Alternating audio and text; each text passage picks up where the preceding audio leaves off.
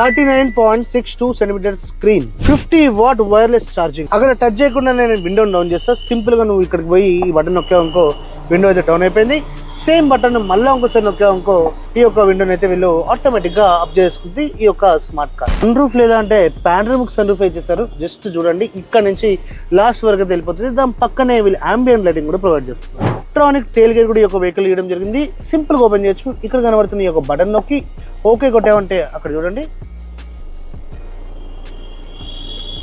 Boot అంతలో open అయింది కదా అని చూస్తేనైతే దాని యొక్క స్పేస్ 610 లీటర్స్ బూట్ స్పేస్ అయితే ఈ యొక్క బ్యూటిఫుల్ కార్ లో అయితే ప్రొవైడ్ చేస్తున్నారు. ఈ యొక్క బండిలో ఎంటర్టైన్మెంట్ కి వీళ్ళు దగ్గర 10 స్పీకర్లు అయితే ఇస్తున్నారు. Infinity harmonic కార్డర్. అండ్ వెనక మరి ఏం చేయాలి బ్రో, మరి వెనక కూర్చొని బాధపడాలంటే లేదు. ఇక్కడ కూడా నీకు వెనక వీళ్ళు సన్షేడర్స్ ప్రొవైడ్ చేస్తున్నారు.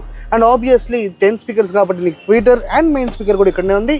ఒకవేళ కూర్చోవడానికి ఇబ్బంది అవుతుందంటే కానే కాదు, లెగ్ రూమ్ కానీ, థై రూమ్ కానీ, హెడ్ రూమ్ కానీ బ్యూటిఫుల్ గా ప్రొవైడ్ చేయడం జరిగింది. అండ్ ఎయిర్ కండిషనింగ్ కి వీళ్ళు వెనకైతే బ్లోవర్ వేయడం జరిగింది. ఎంటర్టైన్మెంట్ మనకి నాన్ స్టాప్ ఉండడానికి ఇక్కడ మనకి టైప్ సి కనబడుతుంది. అండ్ పక్కనే టైప్ ఏ కూడా 4.7 meters in length, 1.8 width and 1.7 height and 2.8 wheelbase. నేను మాట్లాడుతుంది ఈ రోజు లాంచ్ అయిన ఎంజీ వాళ్ళ హెక్టర్ టొమహాక్ గురించి. మరి ఈ కార్ గురించి మీరేమనుకుంటున్నారో ఇమీడియట్ గా కమెంట్ సెక్షన్ లో కమెంట్ చేసేయండి. అండ్ ఎవరెవరికి ఇది బాగా నచ్చిందో ఇమీడియట్ గా వాళ్ళకు ఈ రీల్ షేర్ చేసేయండి.